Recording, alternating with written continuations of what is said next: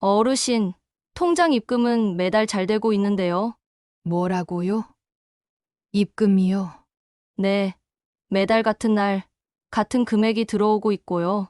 하지만 그날 바로 자동이체로 빠져나갑니다. 자동이체요? 그건 제가 모르는 일인데요. 조금 더 확인해 볼게요.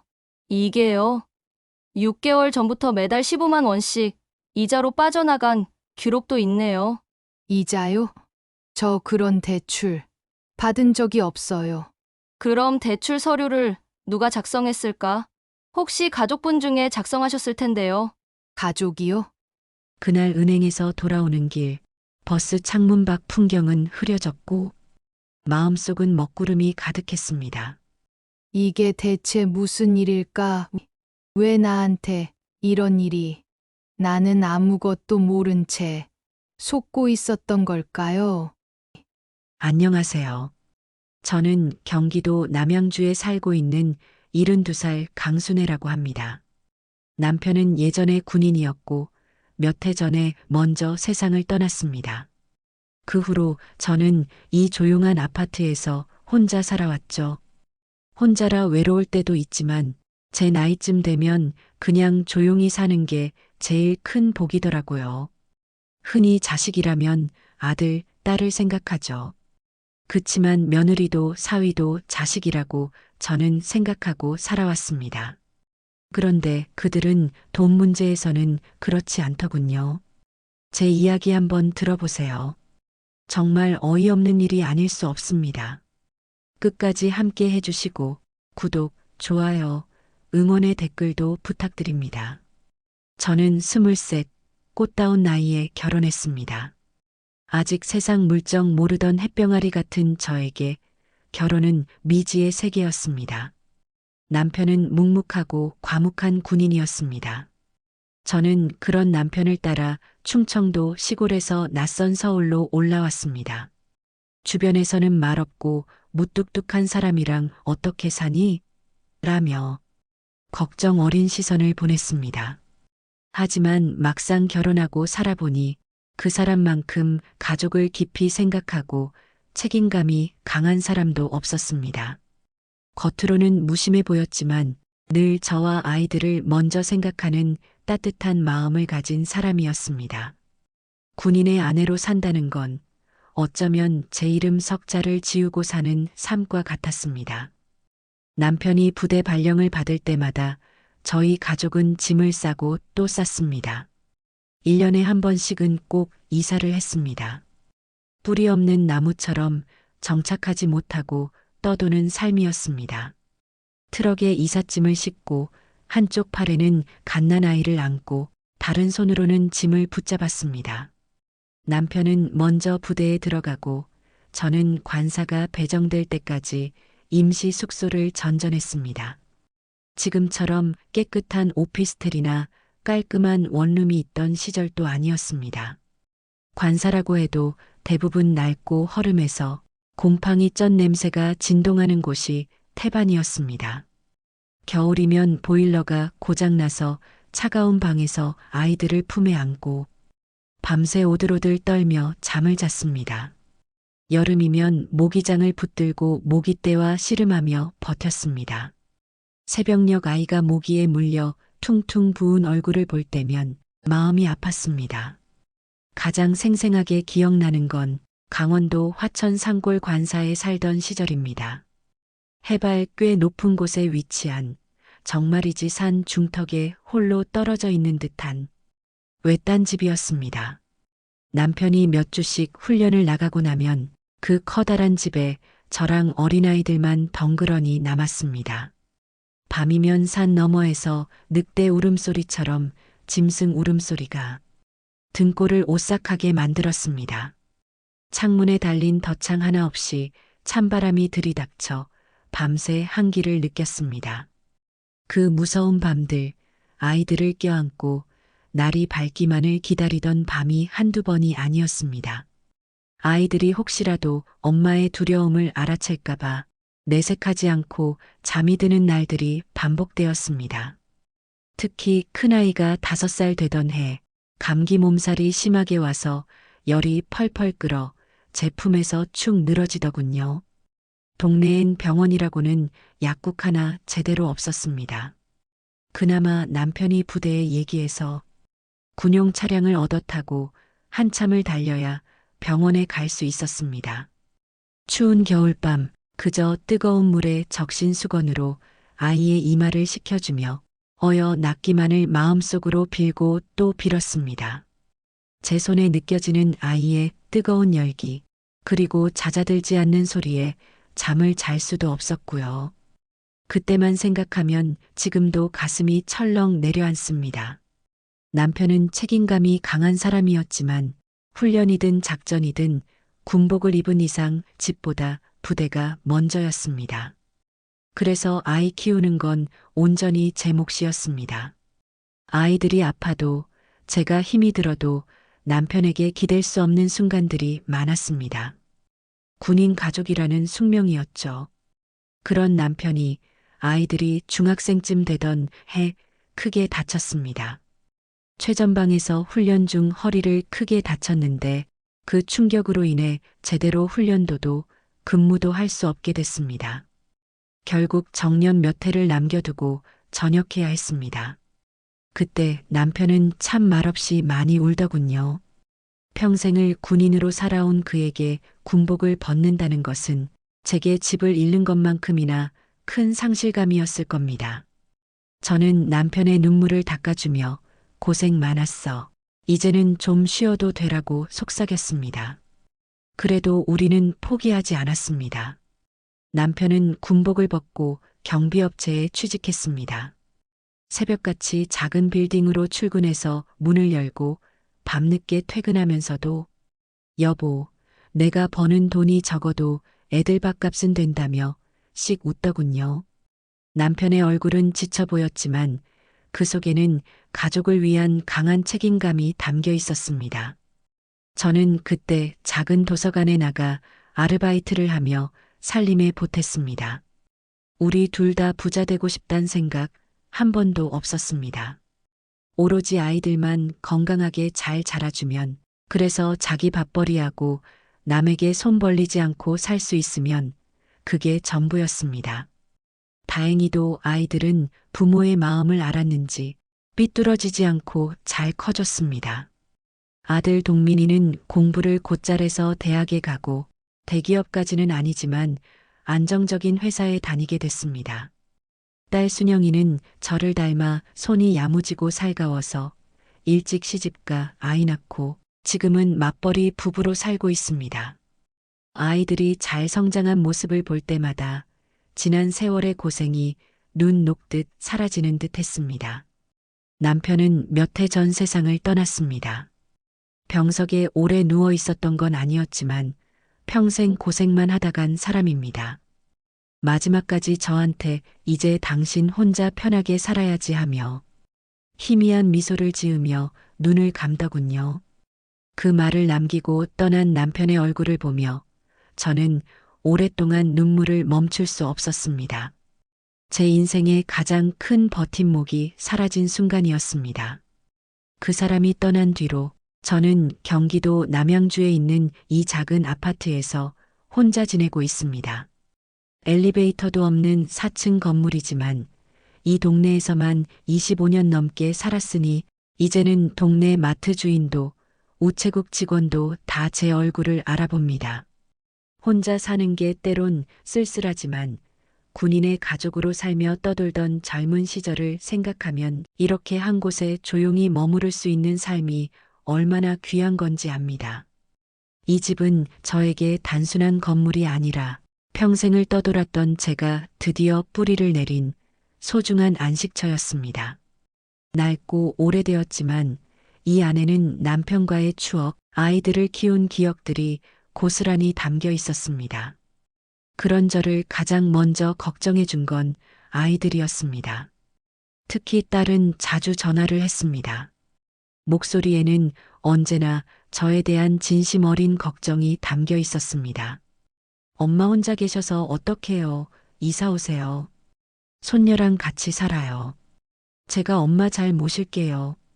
맛있는 것도 많이 해드리고 얘기도 많이 하고 엄마도 이제 좀 편하게 사셔야죠. 하지만 저는 이 집이 좋았습니다.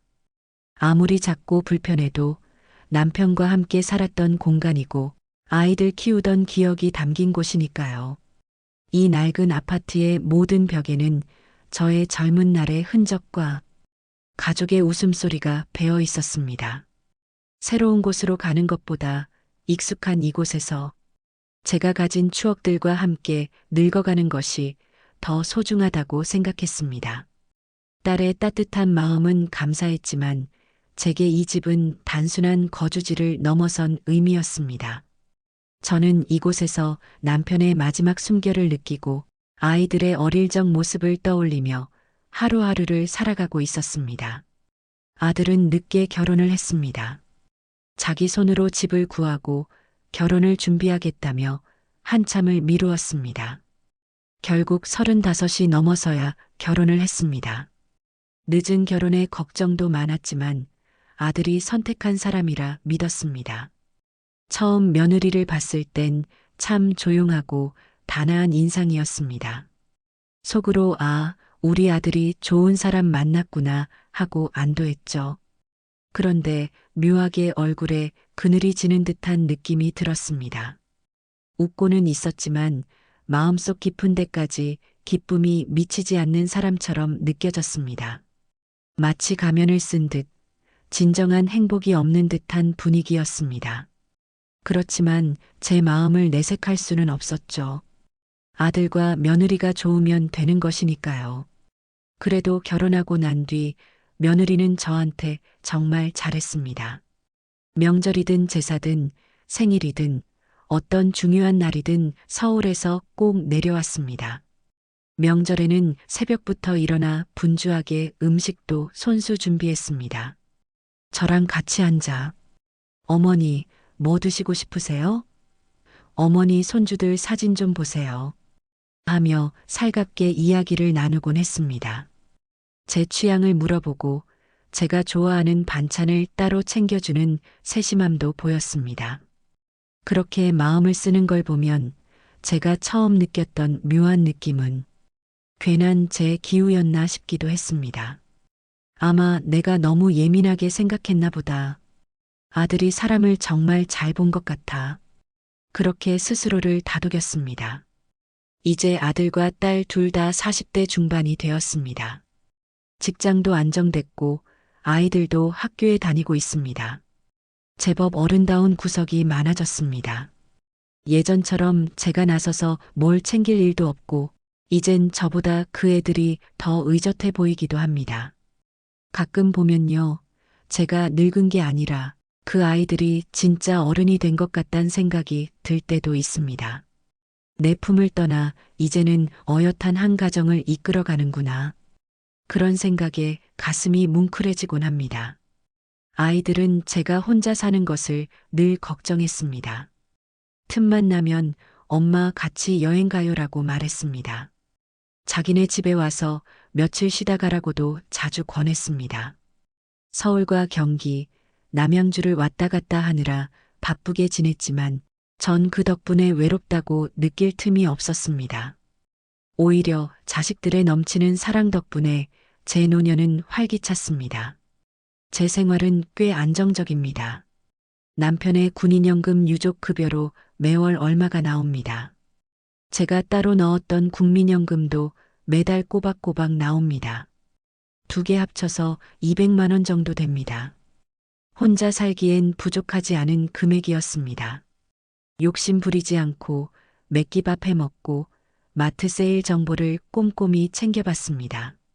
택시는 아끼고 버스 타고 다니는 검소한 생활을 이어갔습니다. 그렇게 검소하게 살다 보니 혼자 쓰기에는 꽤나 여유 있게 느꼈습니다. 이 정도면 충분해. 더 바랄 것도 없어. 늘 그렇게 생각했습니다. 그러던 어느 날이었습니다. 모처럼 만에 떠난 여행에서 아들과 딸이 할 말이 있다고 하더군요. 뭔가 할 말이 있는 듯 둘 다 조심스러운 표정이었습니다. 아들이 먼저 입을 열었습니다. 엄마, 우리 이젠 자리도 잡았고 생활비 좀 드릴게요. 제가 됐어. 나 괜찮다니까 하며 손사래를 쳤습니다. 그들이 힘들게 번 돈을 제가 받을 수는 없다고 생각했습니다. 하지만 딸이 제 손을 꼭 잡으며 말했습니다. 딸의 눈빛에는 진심이 가득했습니다. 엄마, 친구분들과 좋은 곳도 다니시고 맛있는 것도 드세요. 그리고 버스 타지 말고 택시 타고 다니시고요.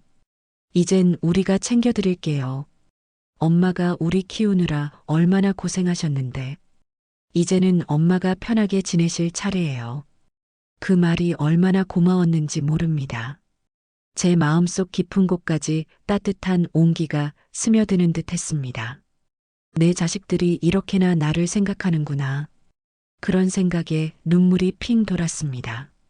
그래서 그날 저녁 저는 가만히 가계부를 꺼내 들었습니다. 이 돈은 쓰지 말자. 나를 위한 돈이 아니라 그 마음을 지켜주는 용도로 쓰자. 저는 자식들의 마음을 소중히 간직하고 싶었습니다. 그리하여 저는 새로운 계획을 세웠습니다. 손주들 이름으로 매달 적금을 들기로 했습니다. 도윤이랑 지안이 두 아이 앞으로 각각 25만 원씩 총 50만 원이 매달 빠져나가게 설정했습니다. 그 아이들이 자라서 대학에 가거나 뭔가 꼭 필요할 때 쓰라고. 이 작은 돈이 먼 훗날 그들에게 큰 힘이 되기를 바랐습니다. 나머지 50만 원은 따로 모아두자고 마음먹었습니다. 갑자기 아이들 학원비가 필요할 수도 있고 비싼 컴퓨터, 태블릿이나 옷을 사달라고 할 수도 있으니까요. 자식은 다 컸어도 손주는 또 마음이 다르더군요. 저도 모르게 자꾸 뭐라도 해주고 싶어지고 아무 이유 없이 용돈을 쥐어주고 싶어지니까요. 이 돈은 비상금처럼 묵혀두자. 우리 손주들 위해서. 그렇게 저는 자식들의 사랑이 담긴 돈을 다시 손주들의 미래를 위한 작은 씨앗으로 심었습니다. 제 삶은 여전히 검소했지만 마음만은 그 어느 때보다 풍요로웠습니다. 이 작고 낡은 아파트에서 저는 사랑하는 가족들을 위해 또 다른 삶의 의미를 찾아가고 있었습니다. 첫 달이 지났을 때 달력에 25일에 빨간 동그라미를 쳐두었어요. 자식들이 말했던 생활비가 입금될 날이었습니다. 연금도 25일에 들어오니 그 날짜에 맞춰줄 거라 생각했죠. 이 돈은 단순한 용돈이 아니었습니다. 자식들의 따뜻한 마음이 담긴 선물이라고 생각했어요. 그 돈만 생각하면 제 마음이 한없이 든든해지는 것 같았습니다. 들어왔겠거니 생각을 하고 지냈습니다. 그리고 며칠 뒤 은행에 갔는데 카드 잔고를 확인하니 입금이 되어 있지 않았습니다. 그렇게 첫 달은 그냥 넘겼습니다. 괜히 아이들한테 왜 안 보냈니? 묻는 것도 어색했어요. 혹시 갑자기 사정이 생긴 걸 수도 있고 말을 꺼냈다가 괜히 아들과 딸이 미안해 할까봐 참았습니다. 그들의 진심을 믿었기에 그 진심이 혹여라도 상처받을까 염려했던 것이죠. 둘째 달, 셋째 달 그렇게 달력이 몇 장씩 넘어가도 잔고는 여전히 그대로였습니다. 매달 25일이 되면 습관처럼 통장을 확인했지만 예상했던 입금 내역은 어디에도 보이지 않았습니다. 이상하단 생각이 점점 짙어졌지만 어느 순간부터 저는 그냥 받아들이기로 했습니다. 내가 받을 팔자가 아닌가 보다 체념이 저를 지배했습니다. 마치 오래된 습관처럼 기대하지 않는 것이 편해졌어요. 그래도 손주들 적금은 꾸준히 넣었습니다. 매달 25일이면 군인연금과 국민연금이 들어오는 날, 거기서 50만 원을 빼내 지안이와 도윤이 이름으로 자동이체를 걸어두었어요. 아들, 딸은 나에게 준다던 돈을 잊었을지 몰라도 나는 너희를 잊지 않을 거야. 그렇게 생각했습니다. 그 아이들에게 나중에라도 무언가 남기고 싶었습니다. 아들, 딸이 약속한 그 마음이 고마워서 그 마음 하나로 살아갈 수 있을 것 같았거든요. 그들이 저에게 주겠다고 했던 그 마음만으로도 저는 충분하다고 생각했습니다. 그리고 솔직히 말하면 저는 그 돈 없어도 괜찮았습니다. 지금까지 혼자 검소하게 살아왔으니까요. 아낀다 생각하면 외식도 줄이고 마트에서 싼 채소들만 사다 끼니를 때우면 됐습니다. 자식들한테 괜한 부담 주고 싶지 않았습니다. 그래서인지 제 마음도 점점 무뎌졌고 받지 않아도 된다는 쪽으로 저 스스로를 설득하게 됐습니다. 스스로를 납득시키는 것이 혹시 모를 실망감에 대비하는 저만의 방식이었습니다. 그러던 어느 날이었습니다. 가스비가 유난히 많이 나왔던 달이었습니다. 이번 달은 좀 빠듯하겠네 싶어서 적금 계좌가 아닌 생활비 통장을 확인하려고 은행에 갔습니다. 순번을 기다리며 앉아 있는데 괜히 심장이 뛰더군요. 괜한 걱정일 거야. 아마도 스스로에게 속삭였지만 불안감은 쉬이 가시지 않았습니다. 제 차례가 되어 창구에 앉아 통장을 건네자 직원이 고개를 갸웃하더군요. 할머니, 어디로 자동이체 하세요? 매달 100만 원이 들어오는데 들어오자마자 바로 빠져나가네요. 그 소리를 듣는 눈이 번쩍 뜨였습니다. 들어왔었네요. 이게 뭐지? 직원이 거래 내역을 뽑아서 제게 주었습니다. 제 눈을 의심할 수밖에 없었습니다. 분명히 통장에는 제가 예상했던 아들과 딸의 입금 내역이 찍혀 있었습니다. 하지만 저는 단 한 번도 그 돈을 본 적이 없었습니다. 어머님, 이건 자동이체가 걸려 있어서요. 들어오고 바로 나간 내역이에요. 직원은 담담하게 설명했지만 저는 도무지 이해가 가지 않았습니다. 자동이체요? 어디로요? 제 목소리가 다급해졌습니다. 직원은 뭔가 더 확인해 보겠다며 잠시만요. 하더니 창구 뒤편으로 가 조용히 컴퓨터를 확인했습니다. 불안감이 제 심장을 조여왔습니다. 잠시 후 돌아온 직원이 조심스럽게 말했습니다. 그의 표정은 왠지 모르게 난감해 보였습니다. 여기 보시면요. 입금은 됐는데 같은 날 자동이체로 빠져나가고 있고요. 그리고 한 6개월 전부터는 이자 항목으로 매달 15만 원씩 빠져나가고 있어요. 저는 순간 숨이 막혔습니다. 이자요? 무슨 이자예요? 제가 대출 같은 건 한 적 없는데요. 제 목소리가 파르르 떨려 나왔습니다. 직원은 당황한 듯 모니터를 다시 보며 고개를 갸웃했습니다. 이건 고객님 명의로 등록된 상품인데 자세한 내역은 담당자가 있어야 확인이 가능하거든요. 근데 오늘은 마감 시간이라 내일은 주말이고 월요일에 다시 오시면 자세히 설명드릴 수 있어요. 그 말을 듣는 순간 제 머릿속이 하얗게 비어졌습니다. 내가 언제 돈을 빌렸다고. 이게 무슨 소리야, 대체 누가.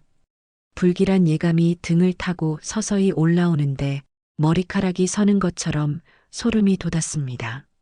마치 차가운 손이 제 심장을 움켜쥐는 듯 했습니다. 몸이 떨리기 시작했습니다. 그날 밤 집으로 돌아오는 버스 안에서 저는 창밖만 멍하니 바라봤습니다. 사람들의 웅성거리는 소리도 버스의 흔들림도 느껴지지 않았습니다. 대체 무슨 일이 벌어진 거지? 머릿속은 온통 의문투성이었습니다. 집에 도착해서도 저는 아무것도 할 수 없었습니다. 불도 켜지 않은 채 캄캄한 거실에 앉아 통장을 멍하니 들여다봤습니다. 매달 꼬박꼬박 들어왔다가 동시에 알 수 없는 곳으로 사라지는 돈. 그리고 6개월 전부터 매달 15만 원씩 이자라는 명목으로 빠져나가는 내역. 모든 것이 미스터리였습니다. 통장에 찍힌 글자들이 마치 저를 비웃는 것 같았습니다. 누가 내 통장을 건드린 거지? 대체 무슨 대출이 있다는 거야?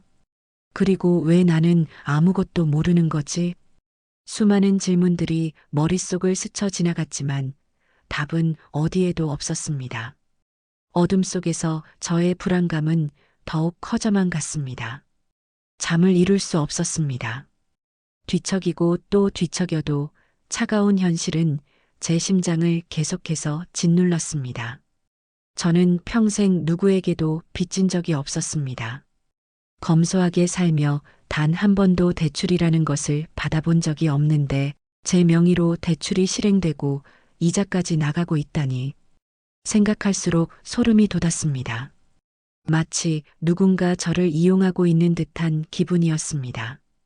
그날 밤 저는 밤새도록 뒤척이다 새벽녘이 되어서야 겨우 눈을 붙였습니다. 꿈속에서도 통장과 숫자들이 저를 괴롭혔습니다. 낯선 그림자가 제 돈을 빼앗아가는 악몽에 시달렸습니다. 잠에서 깨어났을 때는 온몸이 땀으로 흥건했고 심장은 여전히 불안하게 뛰고 있었습니다. 날이 밝자마자 저는 딸에게 전화를 걸었습니다. 목소리가 잔뜩 잠겨 있었지만 딸은 단번에 제 심상치 않은 기운을 알아차렸습니다. 엄마, 무슨 일 있어요? 목소리가 왜 그래요? 걱정 어린 목소리에 저는 겨우 입을 열었습니다. 순영아, 엄마 통장에 이상한 일이 생겼어. 매달 돈이 들어왔다가 나가고 이자까지 빠져나간 때 엄마는 아무것도 모르는데 제 목소리는 떨렸습니다. 딸은 제 말을 듣고 잠시 말이 없었습니다. 그리고는 낮은 목소리로 단호하게 말했습니다. 엄마, 아무것도 걱정하지 마세요. 제가 지금 바로 엄마한테 갈게요. 그리고 월요일 아침 일찍 은행에 같이 가요. 제가 다 알아볼게요. 엄마는 아무것도 걱정하지 마세요. 딸의 목소리에서 강한 확신과 함께 저를 지켜주겠다는 굳은 의지를 느꼈습니다. 딸의 말에 저는 겨우 안도할 수 있었습니다. 하지만 제 마음속의 불안감은 여전히 가시지 않았습니다. 그렇게 전화가 끝난 지 1시간쯤 지났을까요? 이번엔 아들에게서 전화가 왔습니다. 엄마, 통장 문제 있다고 순영이한테 들었어요. 목소리 톤부터 평소와 달랐습니다. 억눌려 있고 화도 난 것 같고 하지만 어디로 향해야 할지 몰라 당황스러운 감정도 담겨 있었습니다. 엄마, 근데 그동안 한 번도 입금되는지 확인 안 하셨어요? 그 말에 저는 할 말을 잃었습니다. 그냥 너희가 바쁠까봐, 그리고 나는 그 돈 안 받아도 되니까 그 마음만으로도 좋았거든. 제 목소리는 점점 작아졌고 아들의 한숨 소리가 이어졌습니다. 엄마, 1년이 다 되어 가는데 한 번도 안 들어온다고 말 안 했다는 게 말이 돼요? 너희한테 물어보기 미안해서 그랬지. 괜히 돈 달라고 독촉하는 것 같고 괜찮다고 생각했지만 사실은 매달 적금을 넣기 위해 계산기를 두드리며 손 떨리게 지출을 조절하던 그 시간들이 왜 이렇게 서글프게 느껴지던지요. 아들은 말없이 한참을 있다가 말했습니다. 엄마, 저도 월요일에 같이 갈게요. 은행 같이 가서 무슨 일인지 확인해 볼게요. 엄마한테 이런 일 다시는 생기면 안 되잖아요. 그 말에 저는 고개를 끄덕였습니다. 휴대폰을 귀에 대고 있었지만 그 순간 아들의 말보다 그 목소리 속에 담긴 다급함, 죄스러움, 그리고 뭔가를 감지한 듯한 불안감이 더 크게 전해졌습니다. 그날 밤 저는 거실 불도 끄지 못한 채 소파에 앉아 꼬박 밤을 지새웠습니다. 딸도 아들도 같이 은행에 간다고 하니 든든한 건 사실이지만 그보다도 왜 이런 일이 벌어진 걸까에 대한 불안이 머리를 짓눌렀습니다. 하지만 제가 허락한 적 없는 자동이체, 대출이라는 단어, 그것들이 머릿속에서 계속 떠돌았습니다. 그리고 무엇보다 1년 동안 단 한 번도 엄마, 입금 잘 되고 있죠?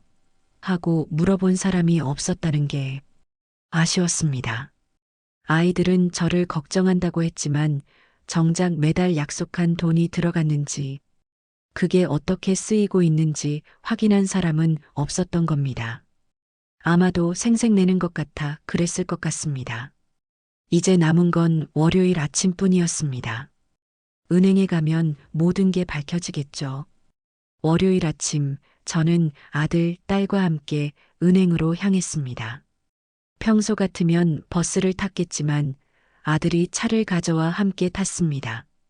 딸은 조용히 제 옆에 앉아 제 손을 꼭 잡아주었습니다. 은행 앞에 도착해 문이 열리기를 기다리는 시간, 제 심장은 두근거렸습니다. 손바닥에는 땀이 맺혔습니다. 제가 뭘 잘못한 것도 아닌데 왜 이렇게 겁이 나는지 알 수 없었습니다. 그저 착오였어요 라는 말만 들었으면 좋겠다는 생각뿐이었습니다. 은행 문이 열리고 세 사람이 나란히 앉아 직원과 마주했습니다. 다행히 지난주에 제 통장을 봐주었던 직원이 저를 기억하는 듯 했습니다. 어르신 오셨군요. 제가 확인해 두었어요. 하며 곧장 전산 기록을 열어 보여주었습니다. 그는 화면을 가리키며 설명했습니다. 이게 지금까지 입금된 내역이고요. 여기 보시면 같은 날 자동이체로 빠져나가는 계좌가 연결돼 있습니다. 이어서 그의 말은 제 가슴을 철렁 내려앉게 했습니다. 그리고 6달 전부터는 여기 보이시죠? 이건 대출 원리금 상환 이자입니다. 대출은 고객님 명의로 6개월 전에 실행되었고요. 제 가슴이 철렁 내려앉았습니다. 제가요? 제가 대출을요? 목소리가 떨려 나왔습니다. 제 손이 가늘게 떨리자 딸이 제 손등을 감싸주며 말했습니다. 엄마, 괜찮아요. 우리가 다 알아볼게요. 아들은 직원에게 조용히 물었습니다. 그럼 매달 어머니 통장으로 들어왔던 생활비는 전부 그 대출 원리금을 갚는 데 쓰인 건가요? 직원은 고개를 끄덕이며 답했습니다. 네, 맞습니다. 고객님 자녀분께서 매달 보내주신 금액이 정확히 대출 원리금 상환액과 일치합니다. 그리고 그 부족한 금액은 연금 입금액 중에서 이자로 나간 것으로 보입니다. 제 머릿속은 완전히 백지장이 되어버렸습니다. 자식들이 저에게 주겠다고 했던 생활비가 사실은 제가 모르는 대출의 이자를 갚는데 쓰이고 있었다니. 그것만으로도 모자라 제 연금까지 끌어다 쓰고 있었다는 사실에 몸서리가 쳐졌습니다. 이 모든 것이 마치 정교하게 짜인 함정 같았습니다. 딸이 떨리는 목소리로 물었습니다. 저희 엄마는 대출 같은 거 받으실 이유가 전혀 없으세요. 혹시 대출 신청할 때 엄마가 직접 서류에 서명했는지 확인할 수 있나요? 직원은 컴퓨터 화면을 다시 들여다보더니 조심스럽게 말했습니다. 대출 신청서에는 고객님의 서명이 있습니다. 하지만 서명이 조금 흐릿해서 본인 확인이 어렵습니다. 그의 말은 의심의 불씨를 더욱 지폈습니다. 흐릿한 서명이라니 설마 불길한 예감이 현실이 되는 듯 했습니다. 아들의 얼굴은 흙빛으로 변했습니다. 그럼 이 대출은 어디로 간 건가요? 돈은 누가 가져갔죠? 아들의 목소리에는 분노가 서려 있었습니다. 직원은 잠시 머뭇거리더니 망설이는 듯한 표정으로 대답했습니다. 대출금은 고객님 명의의 다른 계좌로 송금되었습니다. 그 계좌는 현재 잔액이 없는 상태입니다. 제 눈앞이 캄캄해졌습니다. 내 명의의 다른 계좌? 나는 그런 계좌를 가지고 있지 않은데. 그 순간 마치 거대한 얼음덩이가 제 심장을 짓누르는 듯한 고통이 밀려왔습니다. 제가 모르는 사이 제 명의로 대출이 실행되고 그 돈이 알 수 없는 곳으로 사라졌다니. 이 모든 것이 저를 노린 계획적인 범죄라는 생각에 온몸의 피가 차갑게 식는 것 같았습니다. 딸이 제 어깨를 감싸 안았습니다. 엄마 괜찮으세요? 너무 놀라지 마세요. 우리가 다 해결할게요. 목소리에는 저를 안심시키려는 노력이 역력했지만 귀에는 멍한 울림으로 들릴 뿐이었습니다. 제 삶이 송두리째 흔들리는 순간이었습니다. 아들은 은행에서 곧바로 자동이체 중지 신청을 했습니다. 이 돈 지금이라도 막아야 해요, 엄마. 아들은 저를 안심시키려 애썼지만 표정은 이미 모든 것을 말해주고 있었습니다. 자동이체 중지가 완료된 것을 확인한 아들은 곧바로 가까운 경찰서로 저를 데리고 갔습니다. 입구에 들어서자 냉랭한 형광등 불빛 아래 차가운 공기와 긴장된 기운이 온몸을 휘감았습니다. 이곳은 제가 평생 발 디딜 일이 없을 것이라 생각했던 곳이었습니다. 제 삶과는 전혀 무관하다고 여겼던 공간에서 저는 제 가족의 어두운 그림자를 마주해야 했습니다. 어머니 성함과 사건 개요 말씀해 주세요. 담당 경찰관이 조용한 목소리로 물었고 아들은 대신 나서서 설명했습니다. 목소리는 침착했지만 그 속에는 억누를 수 없는 분노가 담겨 있었습니다. 어머니 명의로 대출이 실행됐고 본인은 그런 적이 없다고 합니다. 누가 신청했는지 확인해 주세요. 정식으로 신고합니다. 경찰은 고개를 끄덕이며 말했습니다. 그의 목소리는 차갑도록 객관적이었습니다. 이건 명의도용과 사문서 위조, 대출 사기 혐의로 조사할 수 있습니다. 1차 조사 기간은 보통 일주일 정도 걸리며 그 안에 계좌 추적과 관계자 소환이 들어갑니다. 자세한 건 조사 후 연락드릴게요. 담담한 설명 속에서 저는 비로소 이 상황이 얼마나 심각한 범죄인지를 깨달았습니다. 제 가족에게 닥친 이 비극이 이제는 법의 심판대에 오르게 될 것이라는 사실이 믿기지 않았습니다. 경찰서에서 나오는 길 아들은 잘 될 거라며 저를 안심시켜 주더군요. 집에 돌아와 방에 앉아 몸은 식은땀이 범벅이었고 심장은 미친 듯이 뛰었습니다. 대출, 명의도용, 경찰조사, 이 모든 말이 너무 낯설고 끔찍하게 들렸습니다. 믿기지 않는 현실 앞에서 저는 그저 몸을 떨 수밖에 없었습니다. 하지만 한 가지는 분명했습니다. 저는 피해자였고 이제 진실을 마주할 준비를 해야 했습니다. 그로부터 정확히 일주일 뒤 경찰서에서 연락이 왔습니다. 담당 수사관의 목소리는 냉정했습니다. 강순의 어르신 되시죠? 조사 결과 나왔습니다. 가족분이시지만 정확한 사실관계를 알고 계셔야 하니 말씀드릴게요. 경찰서에 도착하니 수사관은 차분히 사건 파일을 펴고 설명했습니다. 6개월 전 강순의 명의로 실행된 2천만 원의 신용대출건. 해당 건은 본인의 인감도장과 주민등록증 사본이 첨부된 상태로 접수되었습니다. 확인 결과 며느리인 수미 씨가 강순애 씨의 인감도장을 사전 허락 없이 무단으로 소지했고 신분증 역시 복사본을 몰래 확보해 사용했습니다. 그 말을 듣자 머리가 멍해졌습니다. 제 서랍 속에 넣어두었던 인감도장, 지갑 안에 보관해 두었던 주민등록증 사본, 그 모든 걸 며느리가 몰래 가져갔다는 겁니다. 제가 가족이라 믿고 그토록 아꼈던 며느리가 저를 속였다는 사실에 가슴이 찢어지는 듯 했습니다. 해당 대출금 2천만 원은 개설된 계좌로 입금된 직후 3차례에 걸쳐 나뉘어 인출되었고 최종 수취 계좌는 수미 씨 명의의 개인 계좌였습니다.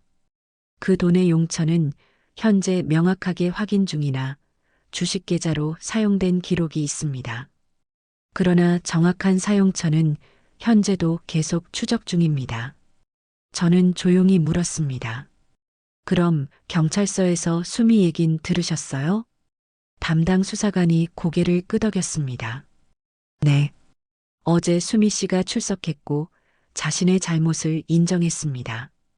어르신께 들킬까봐 무서워서 말을 못했다고 했고 시댁 식구들이 알면 가정이 깨질까봐 두려웠다고 했습니다. 하지만 명백한 위법 행위로 처벌 가능성은 존재합니다.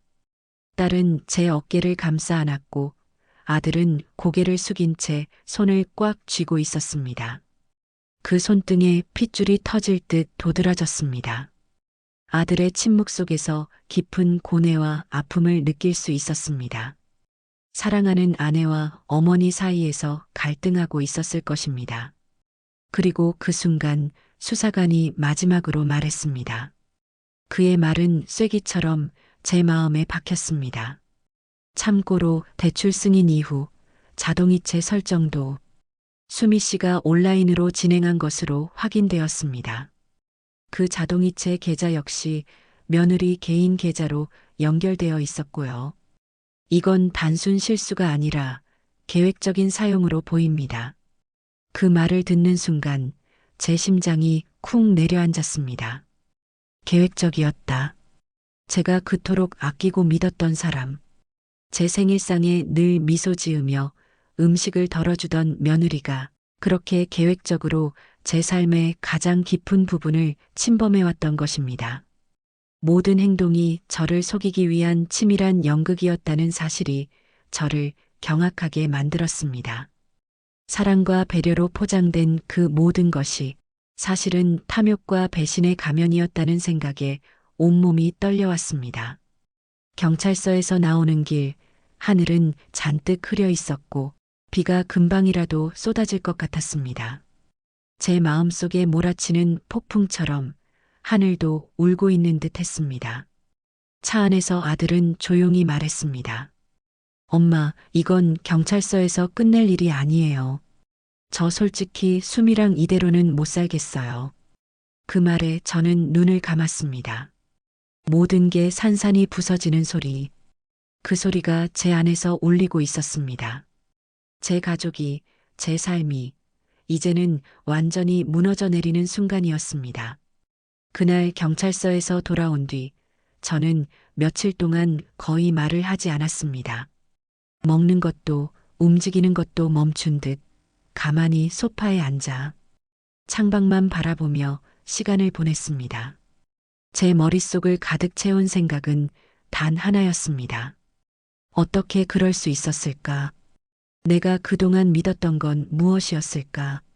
명절마다 음식 장만하며 함께 웃고 생일이면 손수 케이크를 사와서 어머니 오래 사세요 하던 그 며느리의 말들.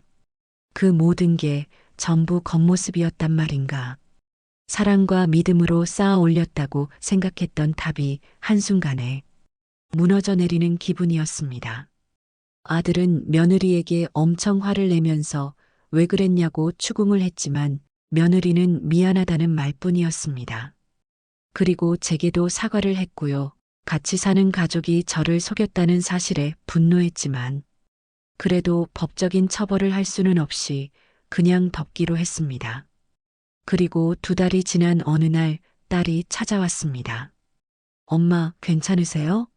목소리에는 깊은 걱정이 담겨 있었습니다. 저는 고개를 끄덕였지만 딸의 눈빛은 말하지 않아도 모든 걸 알고 있었죠. 그리고 나지막하게 말했습니다.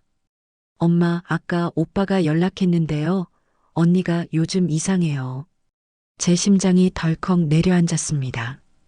그런데 더 이상한 게 있어요. 뭔데? 저의 목소리는 갈라져 나왔습니다. 자동이체요. 오빠가 분명히 중지했는데 지난달에도 또 나갔대요. 그 말에 저는 온몸이 굳어졌습니다. 그게 무슨 말이야? 분명 막았잖아. 제 눈은 딸을 향해 흔들렸습니다. 응, 막았지. 근데 계좌번호가 또 바뀌어 있었대. 오빠도 몰랐대. 딸의 목소리도 떨리고 있었습니다. 그리고 이번엔 다른 계좌로 빠져나갔대요. 그 말을 듣는 순간 등에서 식은땀이 흘러내렸습니다. 또 시작된 거구나. 이번엔 어떤 방법으로 내 돈을 가져간 거지? 불길한 예감은 현실이 되어 저를 덮쳤습니다. 며칠 뒤 아들은 저를 데리고 다시 은행으로 갔습니다. 제발 이번만은 착오이기를 바랐지만 이미 마음은 최악의 상황을 예상하고 있었습니다. 계좌 내역을 열람하자 눈을 의심할 수밖에 없었습니다. 하지만 다른 은행, 다른 계좌번호, 그리고 그 계좌의 수취인은 며느리의 친정어머니 이름으로 확인되었습니다. 그 순간 제 머릿속은 하얗게 비어졌습니다.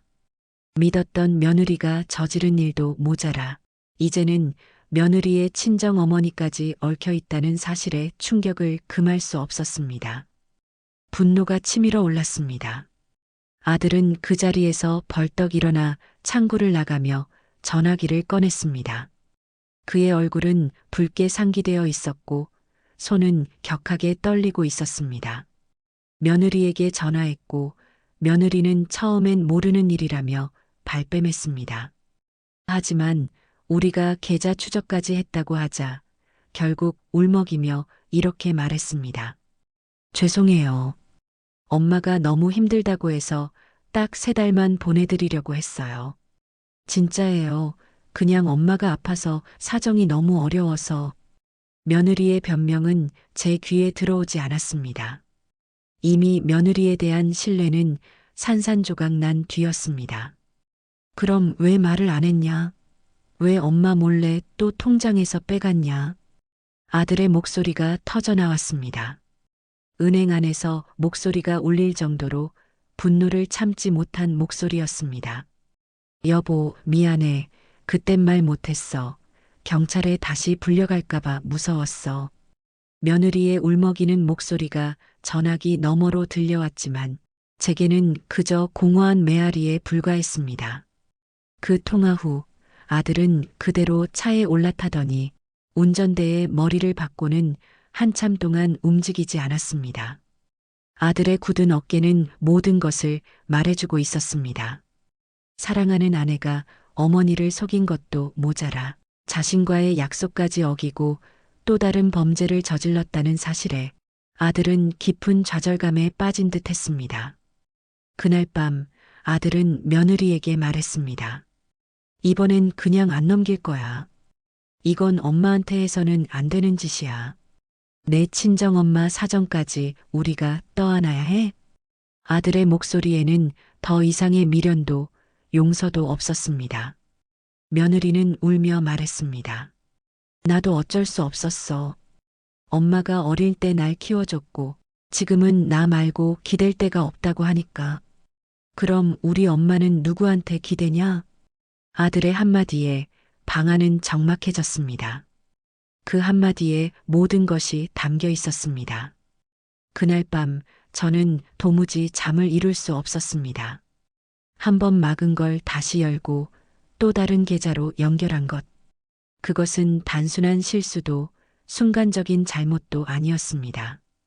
계획적이고 반복된 행동이었고 그 끝에 저는 자존심을 짓밟히고 있었습니다. 며느리는 저의 인내심과 사랑을 짓밟고 저를 우롱한 것입니다. 며칠 뒤 아들은 저를 데리고 다시 경찰서로 갔습니다. 이번엔 2번째 자동이체와 계좌 변경, 친정어머니 연루건까지 포함한 재신고를 했습니다. 경찰은 말했습니다. 이건 추가 조사가 필요한 상황입니다. 명백한 고의성, 반복성, 그리고 타인 명의로의 자금 이전까지 확인됐으니 혐의가 더 무거워질 수 있습니다. 며느리는 다시 경찰서에 불려갔고 이번엔 친정어머니까지 소환 통보를 받았습니다. 그때서야 며느리는 고개를 떨구며 모든 걸 털어놓기 시작했습니다. 처음부터 전 그럴 생각 아니었어요. 어머니한테 돈이 들어오면 나중에 갚을 생각이었어요.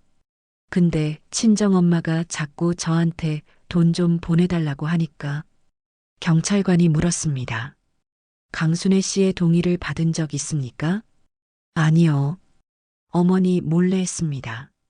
며느리는 그렇게 2번이나 저를 속이고 2번이나 제 통장을 조작한 사실을 스스로 입으로 시인했습니다.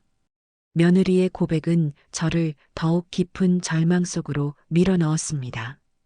이제 더 이상 어떤 변명도 어떤 위로도 통하지 않는 순간이었습니다. 조사를 마치고 나오는 길 딸이 말했습니다. 엄마, 이제 어떻게 할까요? 저는 조용히 말했습니다. 나는 수미가 미운 게 아니라 그 엄마란 사람에게까지 돈이 넘어간 게 그게 제일 기분 안 좋아. 그리고 며칠 뒤에 또 다른 일이 벌어졌습니다. 초인종 소리에 문을 열자 초췌한 얼굴로 문 앞에 서 있는 며느리의 친정 어머니, 즉 안사돈이 눈앞에 나타났습니다. 그런데 놀랍게도 얼굴은 화로 가득 차 있었습니다. 아니, 사람을 이렇게까지 몰아붙일 수 있어요? 목소리는 날이 서 있었습니다. 며느리가 좀 실수한 거 가지고 경찰에 고발까지 하다니 너무한 거 아니에요?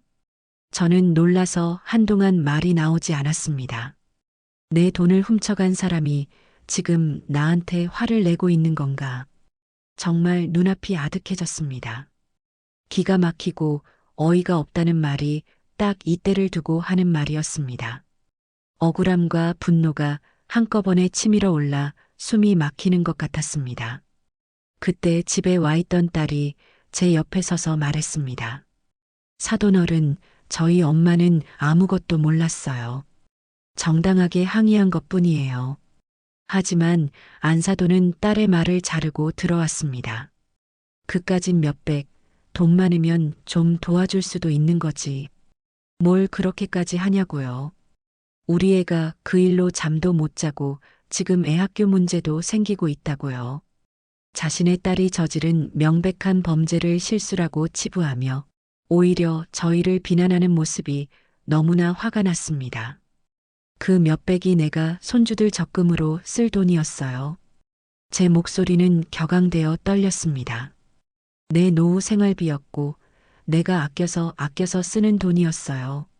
내가 허락도 안 한 인감 도장을 가지고 내 주민등록증으로 대출까지 받고 그걸 친정 엄마한테까지 넘겼으면서 내가 왜 사과해야 하죠?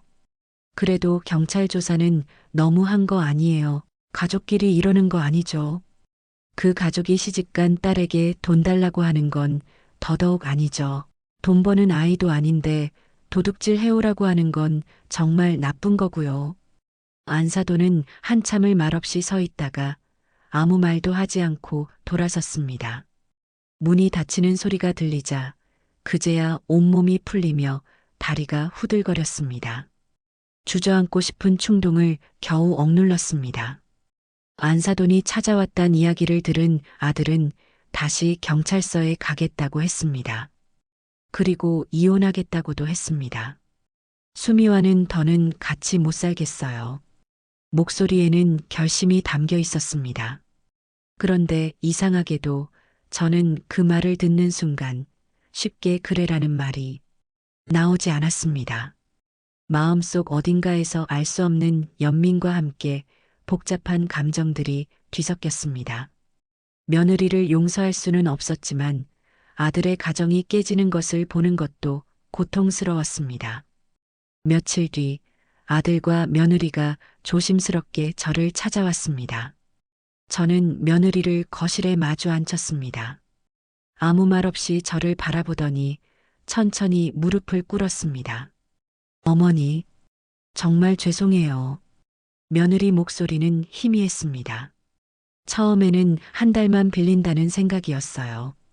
그게 이렇게까지 될 줄은 몰랐어요. 저는 아무 말도 하지 않았습니다. 눈물 섞인 변명에도 제 마음은 여전히 차가웠습니다. 하지만 며느리는 고개를 들고 제 눈을 바라보며 말했습니다. 눈빛은 흔들리고 있었지만 그 속에는 이제껏 보지 못했던 진심이 담겨 있는 듯 했습니다. 어릴 때 친엄마는 아빠의 가정폭력으로 집을 나갔어요. 아빠는 바로 다른 여자랑 재혼했어요. 그 사람이 저 키워줬는데 평생 제 돈을 뺏어갔어요. 목소리에서 깊은 한이 느껴졌습니다. 성인이 되어서도 결혼해서도 저한테 돈 달라고 할 때마다 거절 못했어요.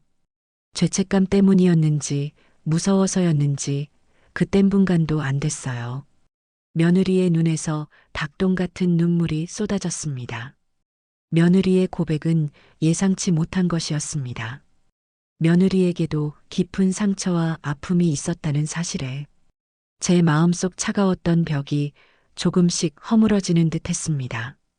마치 저의 젊은 시절 뿌리 없이 떠돌며 겪었던 외로움과 서러움이 며느리의 삶에도 깊이 배어 있었음을 알게 된 기분이었습니다.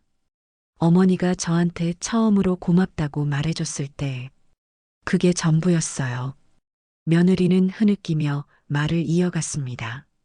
처음 받아본 따뜻함이었어요. 그런데 그걸 제가 깨버렸어요. 제 마음속에도 복잡한 감정들이 교차하고 있었습니다. 특히 아들은 처음 듣는 아내의 아픈 사연에 충격을 받은 듯 했습니다. 그 역시 며느리가 저지른 잘못은 용서할 수 없었지만 며느리의 불우했던 과거를 듣고 마음이 흔들리는 듯 보였습니다. 저는 잠시 눈을 감았다가 말없이 자리에서 일어나 작은 서랍을 열고 합의서 초안이 적힌 종이 한 장을 꺼냈습니다. 경찰엔 아직 확실한 처벌 요구는 안 했단다. 제가 조용히 말했습니다. 제 목소리에는 단호함과 함께 연민이 섞여 있었습니다. 하지만 합의하려면 조건이 있어야지.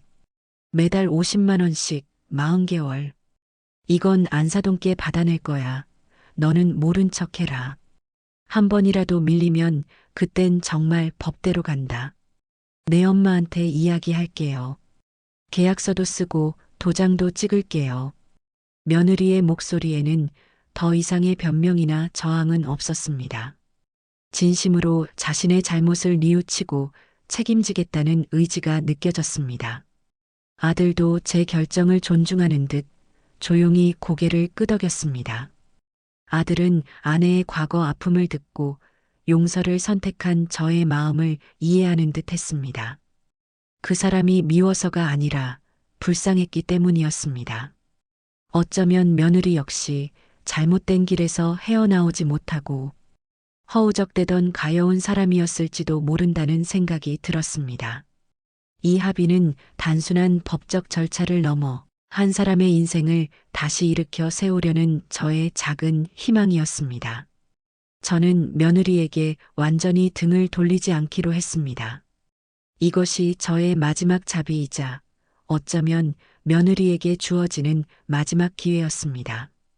저의 아들도 처음에는 격분했지만 며느리의 과거와 저의 결정을 보고 점차 마음을 정리하는 듯 보였습니다. 어쩌면 이혼이라는 파국 대신 조금 더 복잡하고 힘든 길을 선택한 것일지도 모릅니다. 그날 밤 거실에 앉아있던 아들이 조용히 말했습니다. 엄마 사실 몇 달 전부터 이상하다고 생각했어요. 그의 말에 제 가슴이 또 한 번 철렁했습니다. 근데 엄마가 아무 말씀도 안 하셔서 저는 조용히 대답했습니다. 내가 말 안 한 게 잘못이야. 제 스스로를 책망했습니다. 근데 너도 그때 한 번만 물어봤더라면 좋았을걸? 엄마 잘 받고 있지? 그 한마디만 있었어도. 아들은 말없이 고개를 끄덕였고 저는 그 손을 조용히 잡았습니다. 오랫동안 쌓였던 오해와 침묵의 벽이 무너지는 순간이었습니다. 합의서를 쓰는 날 며느리는 제 앞에서 고개를 들지 못했어요. 어머니, 정말 죄송합니다. 그 말조차 입 밖으로 꺼내기 어려웠는지 한참을 숨만 쉬고 있더군요. 저는 며느리의 눈을 바라보며 조용히 말했습니다. 나는 내가 미워서 이러는 게 아니야. 다만 내 삶이 내한테 그렇게 하찮게 여겨졌다는 게 서럽다. 그 말을 하는데 목이 메어더는 말을 잊지 못했어요. 그 뒤로 며느리는 매달 꼬박꼬박 약속한 금액을 보내왔습니다. 계좌명에 진심으로 죄송합니다라는 메모까지 적어두었더라고요. 딸은 그걸 보고 한숨을 쉬며 말했어요. 진심은 말보다 행동이래요. 이제라도 제대로 하는 거죠. 저는 고개를 끄덕였지만 마음 한구석은 여전히 무거웠습니다. 가족이라는 이름이 이렇게도 아프고 무거운 것인지 저는 70이 넘은 나이에 처음으로 제대로 느꼈어요. 며느리가 잘못을 인정하고 처벌 대신 책임을 지기로 한 날부터 아들도 조금씩 안정을 찾아갔습니다. 처음엔 당장이라도 짐 싸서 집을 나올 것처럼 보였던 아이가 엄마 수미가 다시는 엄마한테 손 안 댄다고 약속했어요. 앞으로 아이들 키우면서 자기도 제대로 살고 싶대요. 그 말에 저는 다시는 며느리를 집에 들이지 않을 생각이었는데 결국 이렇게 말하고 말았습니다. 그래, 너희 가정은 지켜야지. 아들은 눈시울을 붉히며 고개를 숙였어요. 그 표정을 보는데 문득 남편이 떠올랐습니다. 그 무뚝뚝하지만 책임감 하나로 우리 가족을 지켜냈던 그 사람 말입니다. 저는 남편에게 이렇게 말하고 싶었어요. 여보, 나도 당신처럼 가족을 포기하지 않았어. 그리고 속으로 이렇게도 다짐했습니다. 이젠 내 삶을, 내 마음을 더는 아무도 쉽게 다치게 하지 못하게 할 거야. 그게 제가 할 수 있는 마지막 방어였어요. 한 달, 2달 시간이 흘렀습니다. 며느리는 이전처럼 자주 얼굴을 보이지는 않았지만 명절이 되면 조심스럽게 집을 찾았어요. 말수가 줄었고 눈을 잘 마주치지도 않았지만 음식은 여전히 성의껏 만들었고 아이들 사진을 보여주며 조심스럽게 웃더군요. 저는 그 모습에서 이 아이가 정말로 변하고 있구나 하는 걸 느꼈습니다. 분노와 실망, 배신감 속에서도 누군가는 다시 시작할 기회를 받아야 한다고 생각했어요. 그게 진짜 가족이 할 수 있는 용서이자 제 나이에 마지막으로 보여줄 수 있는 용기 아닐까요? 요즘 저는 여전히 같은 낡은 아파트에 살고 있습니다. 하지만 달라진 건 제 마음이에요. 이젠 누가 제 돈을 빼가진 않을까 불안해하지 않아요. 통장도 스스로 꼼꼼히 확인하고 중요한 서류는 따로 보관함에 넣어두었습니다. 이 작은 변화들이 저를 지켜주고 있다는 생각에 마음이 조금은 편안해졌습니다. 손주들 적금도 계속 넣고 있어요. 도윤이와 지안이가 커서 이 돈을 받을 날이 오면 할머니가 얼마나 자기들을 사랑했는지 알게 되겠죠. 그것만으로도 저는 충분합니다. 이제는 아들에게도 딸에게도 자주 말해요. 엄마 괜찮아. 너무 걱정 말고 너희 잘 사는 게 제일 큰 효도야. 아이들은 웃으며 고개를 끄덕입니다. 그 웃음 하나에 저는 여전히 살아갈 힘을 얻어요. 저는 아직도 완전히 며느리를 용서한 건 아니에요. 하지만 다시는 그런 일이 일어나지 않도록 함께 약속했고 그 약속을 믿기로 했어요. 그리고 그 믿음은 이제는 사랑이 아니라 책임과 의지에서 비롯된다는 걸 배웠습니다. 그게 제가 이 나이에 얻은 가장 값진 교훈입니다. 며느리와 있었던 일은 여전히 제 마음에 상처로 남아있지만 그 아이가 눈물로 고백했던 지난날의 고통을 그저 외면할 수는 없었습니다. 그것까지 껴안는 게 어쩌면 진짜 어른이자 어미의 자리겠지요. 누구나 살아가다 보면 믿었던 사람에게 상처를 받기도 하고 가족이라는 이유로 더 아프기도 합니다. 하지만 저는 그 아픔 속에서도 우리가 함께 살아갈 이유를 찾으려고 했습니다. 삶이란 참 기묘합니다. 70년을 넘게 살아도 끝없이 배우고 깨닫고 또 용서해야 하니까요. 그 속에서 저는 가족이라는 이름의 무게를 다시 느끼게 됐습니다. 이 영상을 보고 계신 분들 중에도 혹시 가족 때문에 마음 다친 분들 계신가요? 저처럼 뒤늦게라도 서로의 진심을 마주하게 되는 날이 꼭 오길 바랍니다.